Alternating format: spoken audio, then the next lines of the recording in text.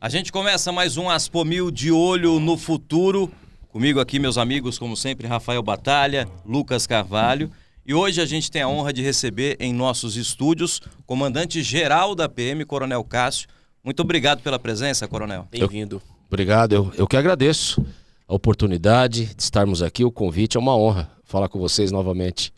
Coronel, esse é um espaço que a Aspomil, a Associação de Assistência Social dos Policiais Militares de São Paulo, disponibiliza e criou esse projeto de dar voz aos PMs. Queria que o senhor falasse da importância desse espaço que a gente tem hoje aqui.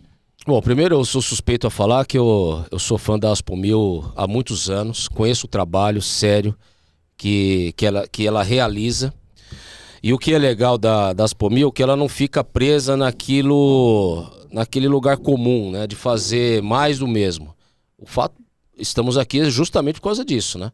É uma associação que também divulga o trabalho dos policiais militares, da instituição.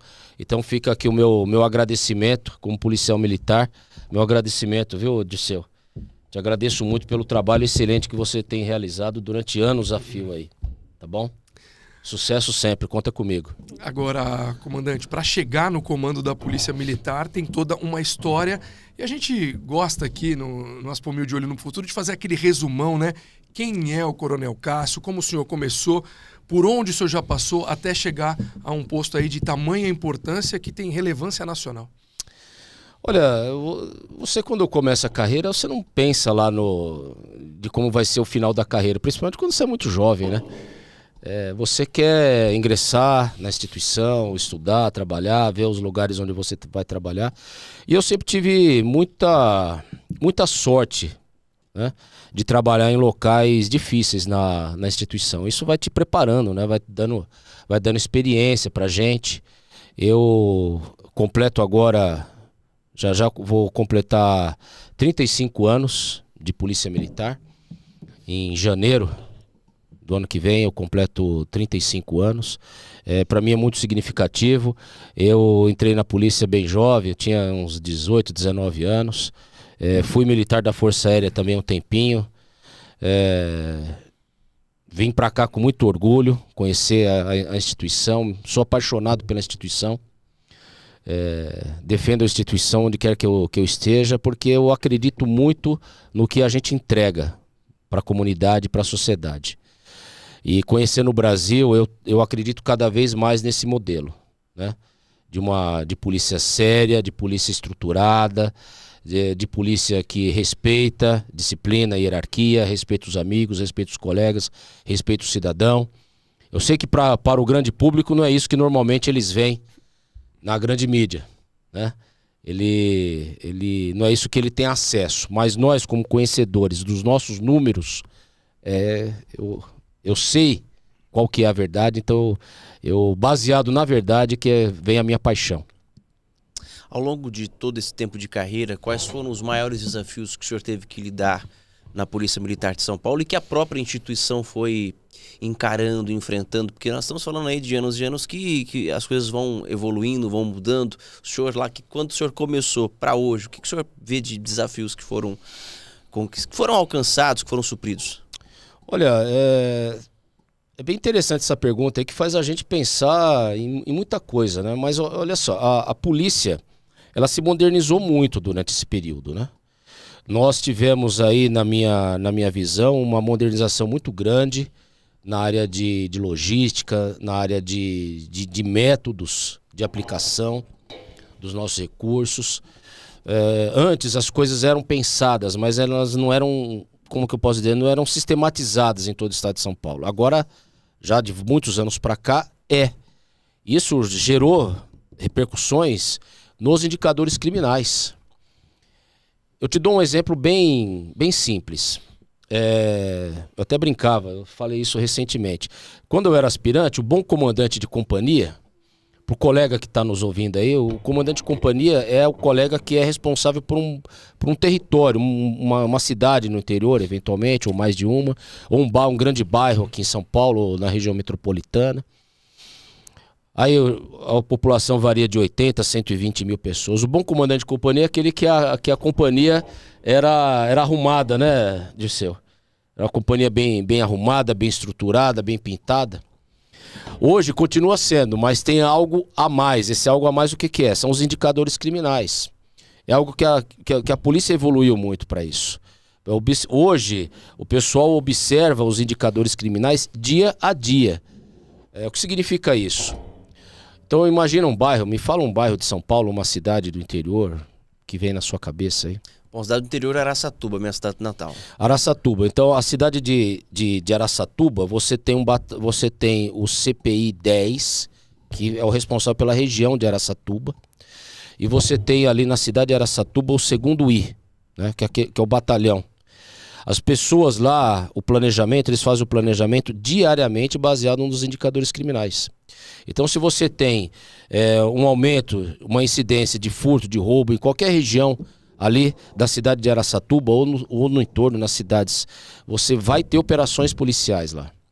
Isso aí vai fazendo o crime cair, né? Porque a diminuição dos indicadores criminais, ela é algo que ela não acontece de uma hora para outra, né? Você tem que ir fazendo operações, presença policial, isso vai diminuindo paulatinamente. Então, se você olhar hoje os indicadores criminais de São Paulo e comparar com outros grandes aglomerados do Brasil, você vai ver que os nossos índices são bem menores. Assim, eu tenho falado muito isso, até insistentemente, para ver se as pessoas entendem. Hoje, os indicadores criminais de homicídio, por exemplo, de São Paulo, são menores do que de Nova York. E muito provavelmente você vai passear lá em Nova York e se sente mais seguro em Nova York do que se sente em São Paulo. Por que o senhor acha, então, que, só aproveitando dos meus colegas continuarem aqui, mas já que o senhor está falando dessa questão dos indicadores... Percepção. Isso, por que a população ela não percebe isso na visão do senhor? Olha, tem muito a ver com aquilo que a gente noticia todos os dias, a imprensa noticia? É muito disso, o senhor acredita? É muito disso. Olha só, a percepção, ela caminha um pouco atrasada em relação à realidade. Isso em qualquer área.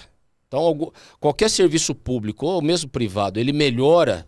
Quando você tem uma melhora, as pessoas demoram ainda a perceber. Então, imagine um lugar que não tinha assistência médica. Aí, de repente, vai lá o prefeito XYZ, inaugura uma UPA. Então, as pessoas estavam acostumadas com aquela ausência daquele serviço, o serviço aparece e a percepção vai melhorando com o passar do tempo. As pessoas vão lá, passam na UPA, vão ter uma percepção, vai falar, a UPA é boa, a UPA é ruim. Então isso vai melhorando, não é de uma hora para outra. A gente entende isso. No caso de São Paulo ele é um foco atrativo da grande mídia. Então você está lá em Manaus, vai numa operação lá em Manaus, você liga a televisão, você está vendo o programa, o que está acontecendo na Marginal, Tietê. Então, assim, é grandemente atrativo. Aí o que acontece? Quando você veicula insistentemente os crimes, e não estamos falando que isso não tem que ser veiculado, porque eles estão acontecendo, acontece o crime. Quando você veicula insistentemente, qual que é a percepção que a pessoa tem? Porque jamais é veiculado um salvamento, raramente é, né? Um salvamento, jamais é veiculado prisões importantes. E quando você vai falar de números, não é atrativo para as pessoas. O que é atrativo para as pessoas é o que é visual. É o indivíduo lá de moto indo lá assaltar alguém que está andando na calçada, alguém que está com o carro parado no trânsito. Então é por isso que as pessoas têm ainda um pouco de dificuldade de associar a percepção dela com o que está acontecendo. Mas eu acredito que o paulista, ele se sente seguro. Se você perguntar para ele, olha, você se sente seguro? Eventualmente ele diga não. Mas vamos lá olhar no comportamento do paulista. Aqui na cidade de São Paulo, de uns anos para cá, a cidade de São Paulo ela mudou a postura dela em relação ao carnaval. Só para citar um exemplo. Tudo em São Paulo é gigante. Então, os primeiros anos de carnaval de rua em São Paulo já superaram o carnaval de rua de Salvador, já no primeiro ano.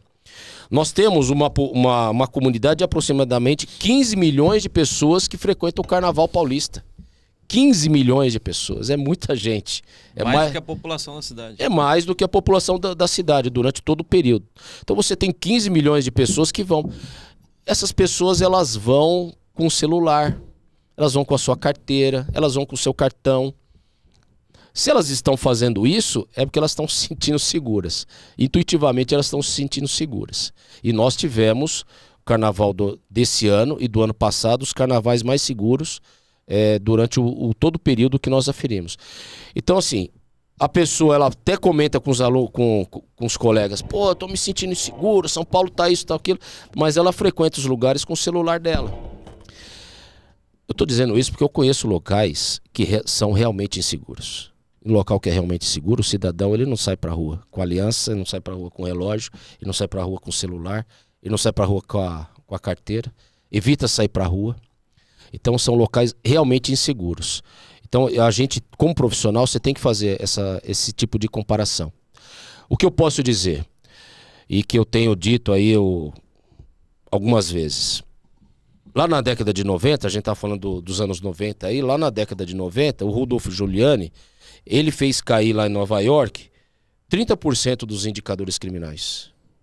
De 2023 para cá, para esse período que nós estamos vivenciando, no centro de São Paulo caiu 70%.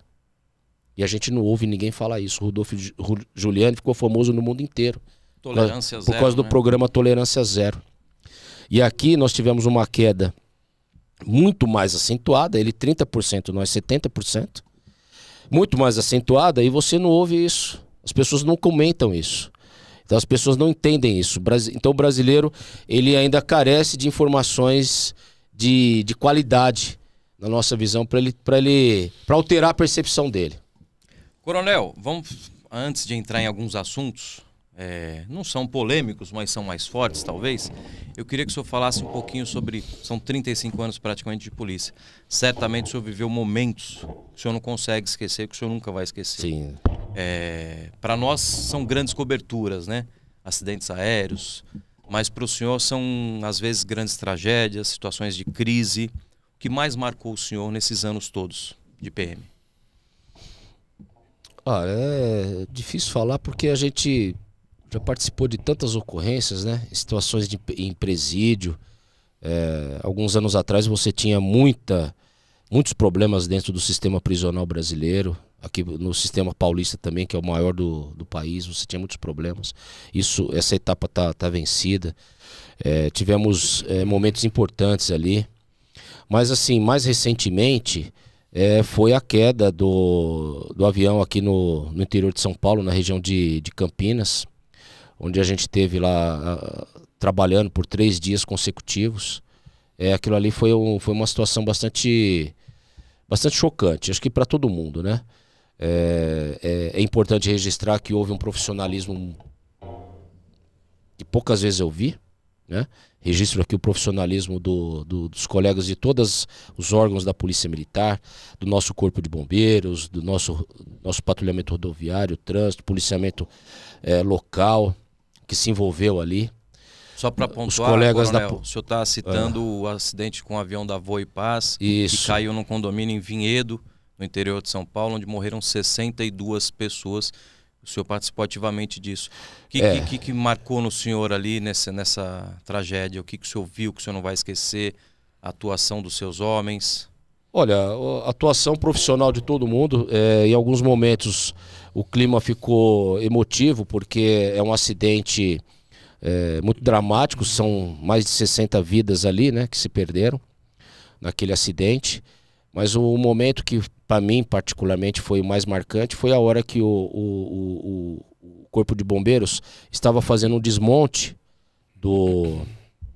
da carcaça do avião para que os colegas da Polícia Técnico-Científica pudessem fazer o trabalho deles. Então o avião, você imagina uma estrutura tubular que ficou achatada, então você vai abrindo essa estrutura paulatinamente para que os colegas da Polícia Técnico-Científica façam o trabalho. E teve alguns momentos bem difíceis ali, envolvendo crianças que estavam a bordo, e quem é pai sempre fica emocionado com isso. Coronel, a gente falando aqui em grandes coberturas, tivemos um evento recente aqui, que foi a NFL, aqui no estádio do Corinthians, em Itaquera, onde a Polícia Militar teve que fazer todo um trabalho ali de estudo, inteligência, análise, para poder receber um evento de nível mundial. Saíram, toda a crítica já mostrou que a cidade de São Paulo saiu muito grande em relação a isso, e eu queria que o senhor destacasse como é que foi participar desse momento que é histórico aqui para o nosso país, que agora faz parte até do calendário do esporte aí da NFL. Principalmente pela desconfiança, né, Batalha? Que muitos atletas dos times americanos, antes de virem para São Paulo, falavam, olha, eu não vou sair do hotel. Mas fizeram inclusive, comentários, né? se não me engano, em Filadélfia, né, o índice criminal é maior do que em São Paulo. É maior que E São volta Paulo. naquilo que o senhor falou, daquela Percepção, sensação, né? da percepção das pessoas, né? Olha, isso aí foi muito legal. É algo que o paulista, o paulistano, o paulista e o brasileiro podem se orgulhar muito. O que acontece? Isso não estava na nossa rotina, fazer um evento nesse padrão ali na arena do Corinthians.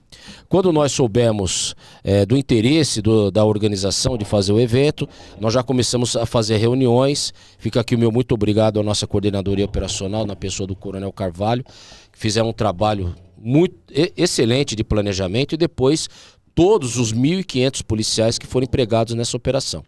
Qual que é a dificuldade dessa operação? Primeiro, o número de pessoas, que é grande, mas isso aí nós já estamos habituados por causa dos grandes eventos que nós temos em São Paulo.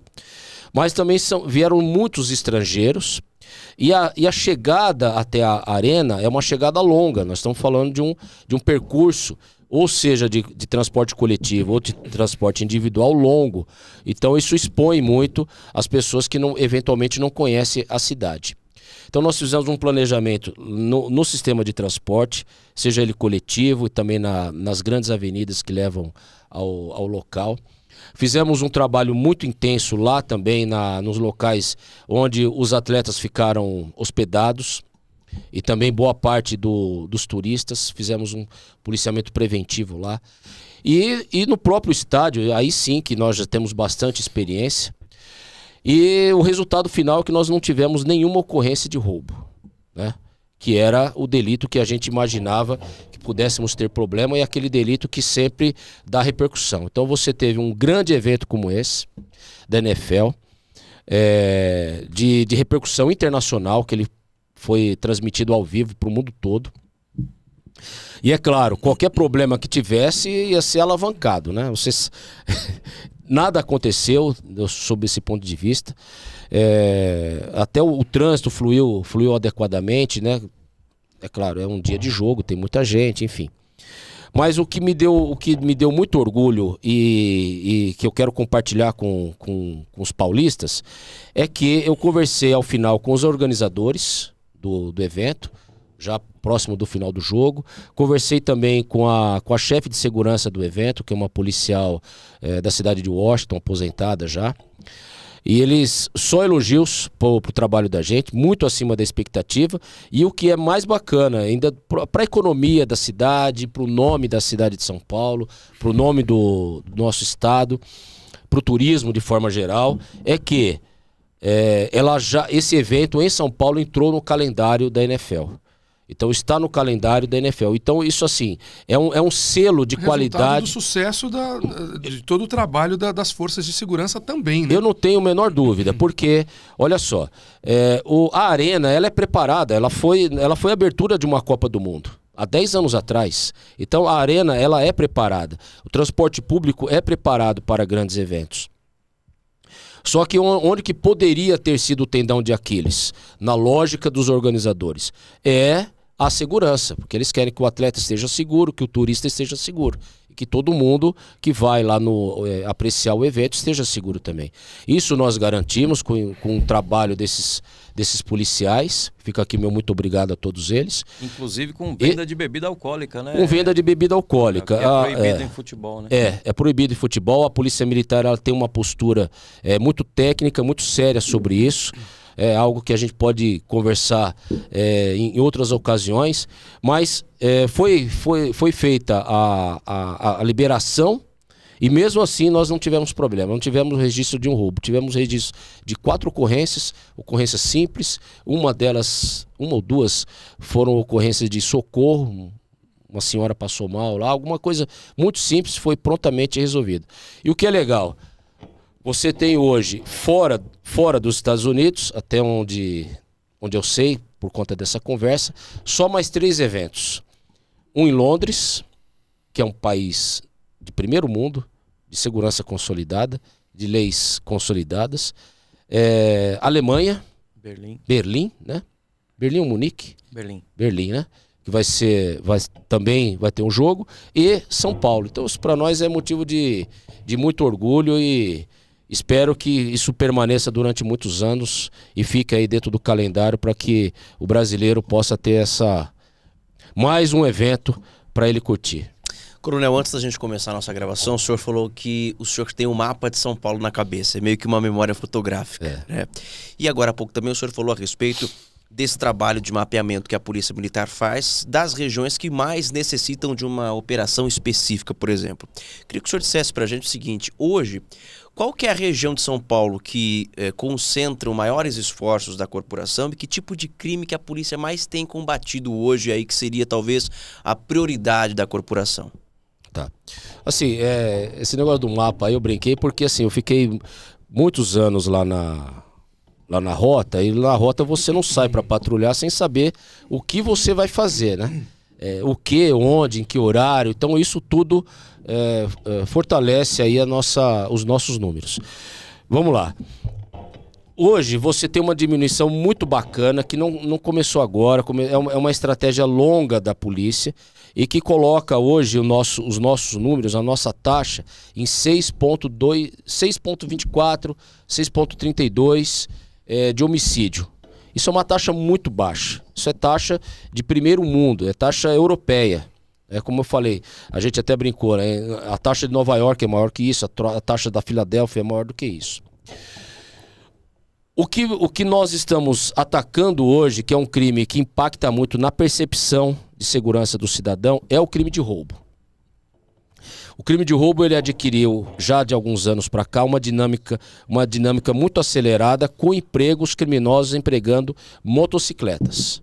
Então, principalmente disfarçados de entregadores, né? Disfarçado de entregador, Ele usa esse disfarce porque ele ele desaparece quase do terreno, ele não chama muita atenção. Parece que faz parte do cenário natural ali do exatamente, dia a dia, né? porque é ruim, inclusive, para a categoria, que você coloca em xeque a categoria dos entregadores, né? Mas as pessoas olham com desconfiança para entregador, infelizmente, né? Não, mas aí fica o meu muito obrigado à categoria. Já conversei com os colegas representantes da categoria de entregadores. Nós temos uma aproximação muito positiva. A grande maioria entende o trabalho da polícia de fazer abordagens, então eles contribuem muito com o serviço. E é importante para eles isso, né? De saber que o policial faz abordagens para o bom profissional, isso é ótimo. Sim.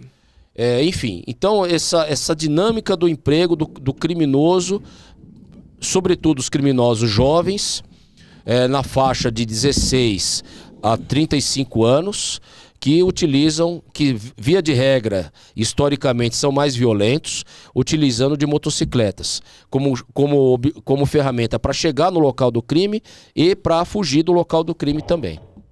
Então esse tem sido o nosso maior desafio. O que nós estamos fazendo? Nós adquirimos mais de 1.000 motocicletas no começo do ano. Elas já foram distribuídas, mais policiais estão sendo treinados.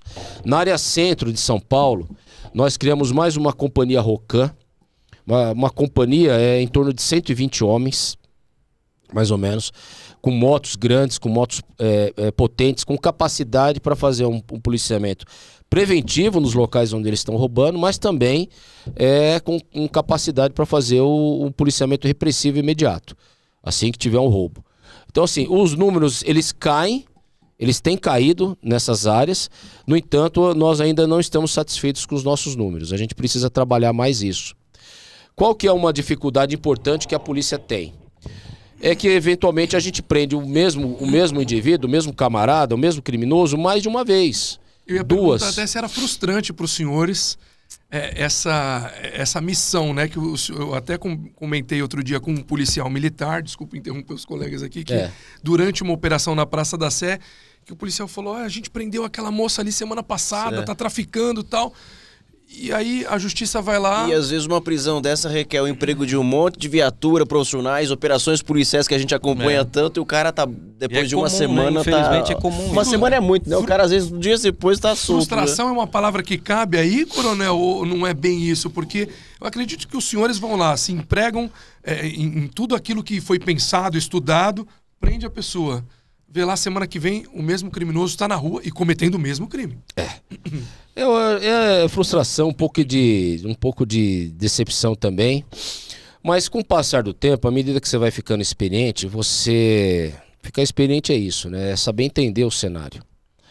A legislação brasileira, ela tem aí as suas, na nossa visão, algumas falhas que são absolutamente irracionais e que encarecem o serviço público. Dá muito prejuízo para o erário público. E é o caso das audiências de custódia, por exemplo. Isso aí dá um retrabalho para a polícia em todo o Brasil muito grande. O senhor é contra? Eu sou contra. Eu sou contra porque isso aí impacta na percepção de segurança do cidadão, né? E você desnivela demais o interesse público do interesse privado. Então o interesse privado, ele atropela o interesse público. Eu vou dar um exemplo. Você vai lá e prende um indivíduo por um crime, tráfico, ou por porte de arma, ou furto, numa comunidade qualquer, num bairro, seja ele de alto padrão econômico ou de médio padrão econômico, não importa. Aí você vê o cidadão, ele vê aquela prisão. 2 dias depois ele vê o indivíduo novamente lá. Qual que é a percepção que ele tem? De que a polícia não fez o trabalho direito? De que a polícia não fez o trabalho direito. É claro. Por quê? Por que ele fala da polícia? Porque a polícia é o que está mais próximo a ele. Ele não enxerga o trabalho de outras instituições. E às vezes fez mais de uma vez o trabalho, Exato. né? Olha, nós temos registros aí, eu falava muito de um indivíduo que foi preso 13 vezes. Esse indivíduo, ele cometeu roubo, ele praticou roubo ali na Avenida dos Estados, perto do Glicério, foi preso ali, pela 13ª vez, o indivíduo. Nós já temos casos aí de indivíduos presos por mais de 20 vezes. Agora eu te pergunto, a gente falava agora, você falou de Berlim, de Londres, você acha que em países sérios você tem isso, o indivíduo preso 20 vezes? Então isso, é claro que isso vai impactar no trabalho da polícia e também na percepção do próprio criminoso. Ele fala assim, bom, vira quase um videogame, né? É por aí. Vira quase um videogame, porque, eu perdi hoje, fui preso, tomei um prejuízo. Só que dali 2 dias ele tá roubando de novo. E o cara age até de caso pensado, o bandido ele age, né? Porque ele sabe quanto tempo que ele vai ficar preso, lei, né? Depois de quanto tempo que ele vai sair, que ele vai conseguir fazer de novo. Só que tem um problema muito sério que tá embutido aí, né? Que os teóricos que defendem o criminoso a qualquer custo, eles não colocam na conta deles, eles não têm coragem de colocar na conta deles. Esse criminoso que rouba uma vez, rouba 2, rouba 3, rouba 4, rouba 15 vezes, algum dia ele vai se transformar num latrocida. Algum dia ele vai matar alguém. E vai ser ruim para ele, para o próprio criminoso e, obviamente, para a vítima. Às vezes, o caso do delegado Dake essa semana, né? O rapaz estava cumprindo a prisão domiciliar depois de ter sido condenado por 4 roubos. Né? Então, pois é. Então agora você pensa assim, quem matou esse delegado aí? Quem matou o delegado? Aliás, um grande colega. O sistema, né? É claro, o assassino tá lá, ele tem nome, tem endereço, tá identificado, né?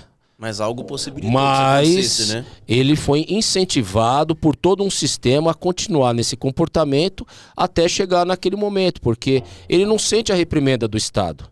Vira quase uma brincadeira. Ele vai e vira uma brincadeira literalmente, né, de polícia e bandido. Então você leva o indivíduo lá para a delegacia, algum tempo depois ele tá fora de novo. Ele não vai trocar de atividade, né? Não vai trocar de atividade porque tomou uma bronquinha aqui, uma bronquinha lá, e muito pelo contrário, ele vai ficando cada vez mais audacioso e chega no momento que mata um profissional, um excelente profissional, um grande amigo.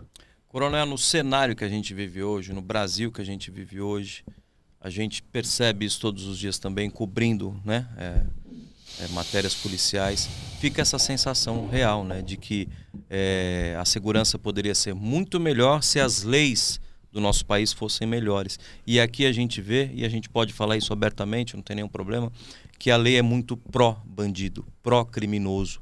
Tudo aqui é muito fácil, tem a saidinha que a gente noticiou esses dias, né? Ontem foi apreendido um ônibus com 35 detentos, você acompanhou isso? Exato. Com drogas, estavam voltando para o presídio, cheio de drogas. Enfim, e não vai acontecer nada. Eles vão voltar, um vai responder por mais um tráfico, talvez. É muito difícil mudar isso para a gente ter um país com uma segurança melhor. Passa por quais situações o senhor acredita? Olha, o leigo, ele acha que a polícia, ela quer que o criminoso fique 300 anos preso. Não é isso, não é nada disso. E a gente não precisa ficar inventando muita coisa, não. Basta olhar o que os países modernos fazem. Basta olhar o que a Alemanha faz, basta olhar o que a Inglaterra faz, o que os Estados Unidos faz.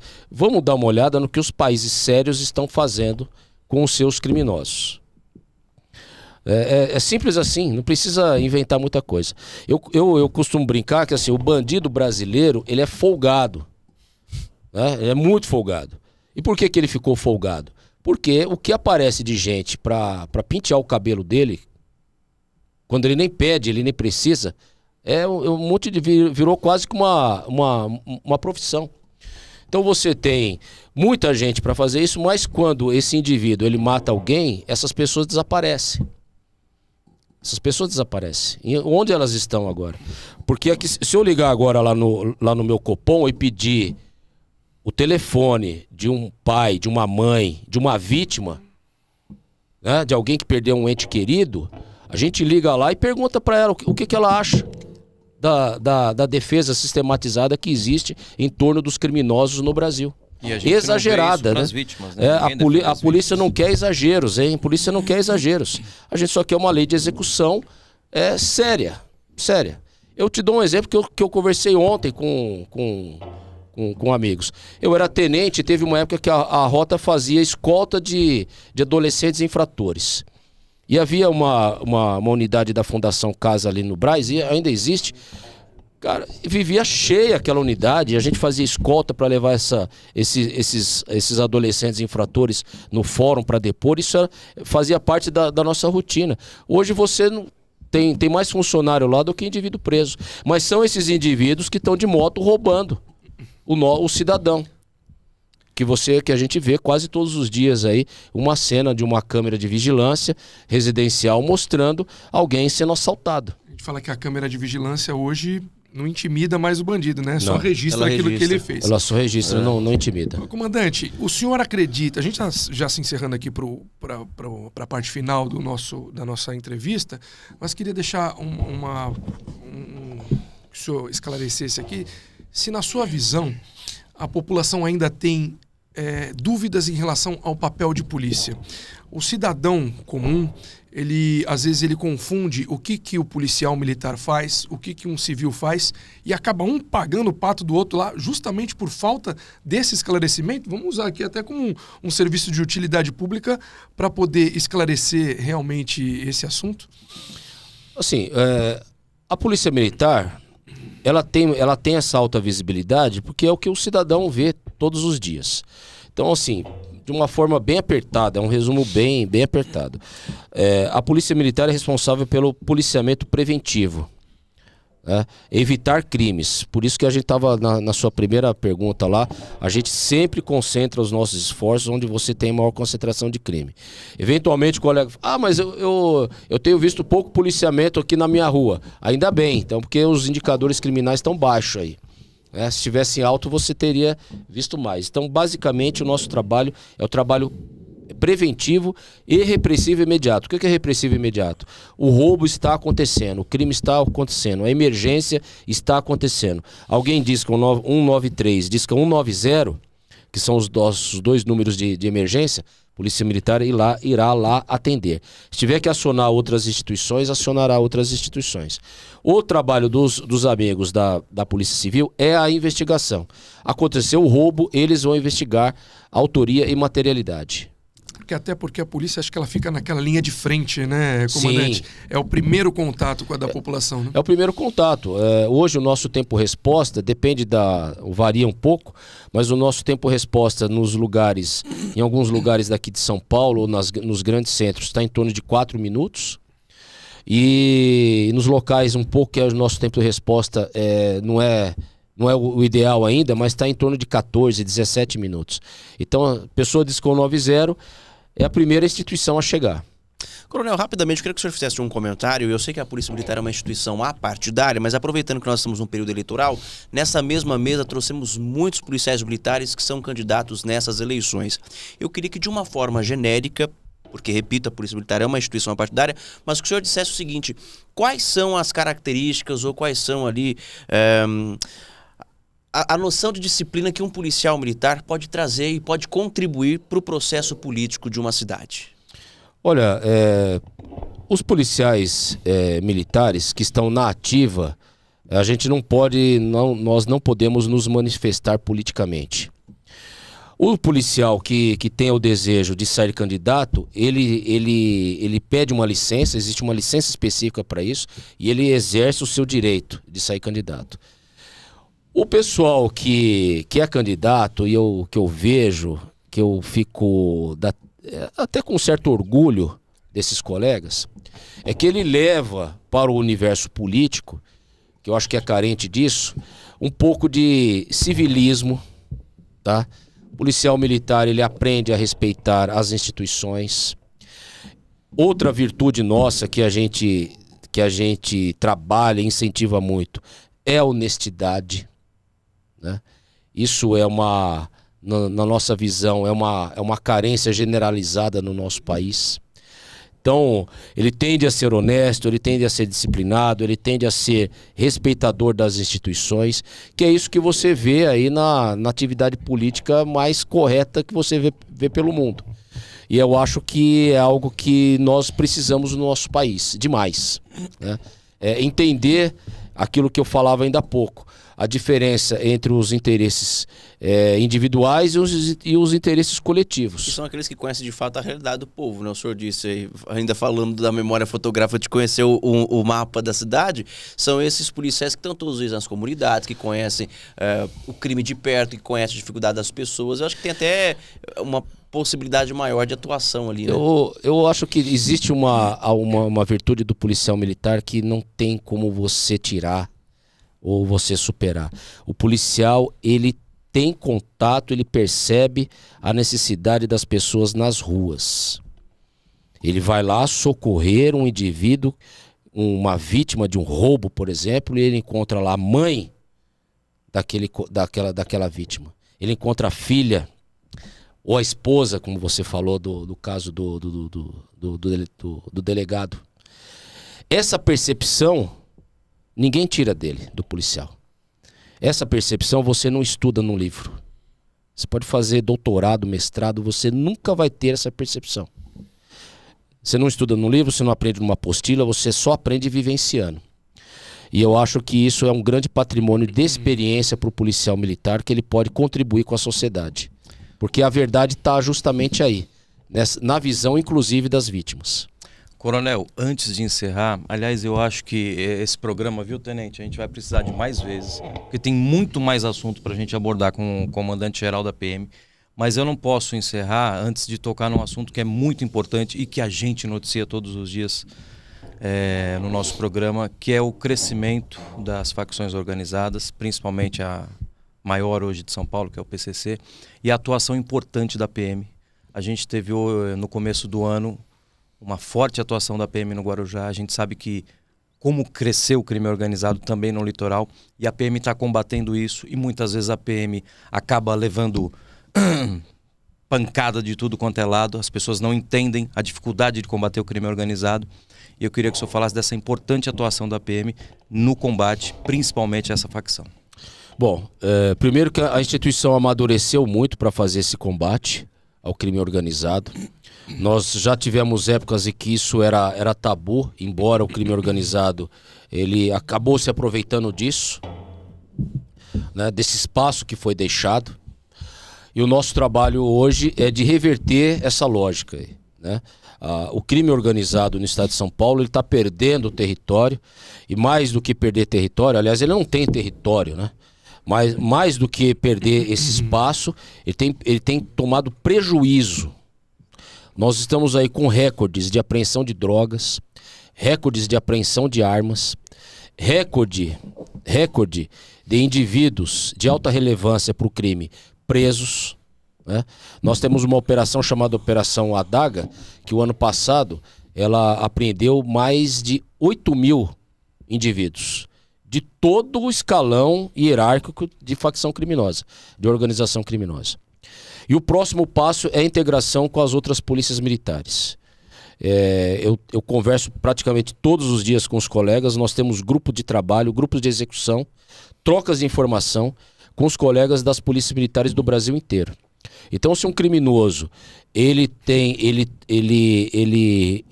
um papel relevante no estado de São Paulo e foge lá para Bahia, para o Pernambuco e tal, essas polícias militares elas são acionadas e vão trabalhar juntamente conosco.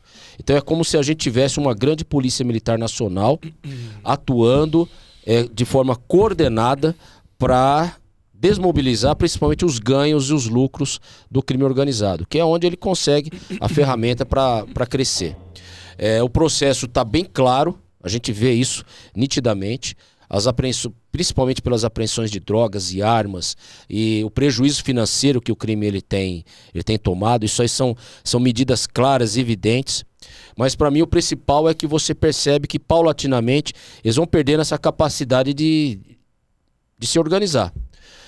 De transformar lá o sistema prisional em verdadeiros centros de operações. Eles vão perdendo essa capacidade e eu tenho certeza que nós vamos ver um grande sucesso no combate ao crime organizado nos próximos anos, eu não tenho a menor dúvida. O método está correto, as pessoas envolvidas têm a coragem necessária para implantar o método e agora o tempo está demonstrando, e os nossos números estão demonstrando claramente que nós estamos no caminho certo. São Paulo e Brasil vão vencer isso, eu tenho certeza. Comandante-geral da Polícia Militar, Coronel Cássio, baseado nisso que o senhor falou agora bem no finalzinho, gostaríamos de encerrar aqui o nosso bate-papo com uma mensagem do senhor para os policiais militares aqui do estado de São Paulo. Se o senhor puder passar uma mensagem para eles, até como uma orientação ou até uma inspiração de tudo isso que o senhor falou para eles, o espaço é do senhor. Bom, primeiro é agradecer a vocação, né, dos nossos policiais. Ninguém entra na polícia sem ser vocacionado. E se entra sem ser vocacionado, ele rapidamente ele descobre que aquilo ali não é para ele. Então nada acontece por acaso. Então as pessoas do bem se juntam. E no nosso caso a gente se junta e veste cinza. Usa o cinza. Então fica aqui meu muito obrigado. O trabalho dos nossos policiais nas ruas está dando resultado. É um trabalho que é um plantio. E nós já estamos colhendo os bons frutos desse plantio. Vamos continuar nesse ritmo, vamos continuar nessa dinâmica profissional, nesse empenho, nessa vontade de entregar mais para o cidadão, porque o cidadão de bem ele está nos observando, ele está vendo o que está acontecendo. Está vendo mais prisões, está vendo a forma que o policial trabalha nas ruas, a forma como o policial ele tá atento, ele atende o cidadão. Então tudo isso é observado e eu tenho certeza que as pessoas que falam com o policial na rua comentam isso também. Todos os dias eu converso com gente que me fala isso, e os policiais. Então é um motivo de orgulho. Eu tenho um grande orgulho da Polícia Militar do estado de São Paulo. Sempre tive e cada vez mais pelo que a gente tem entregue para o cidadão.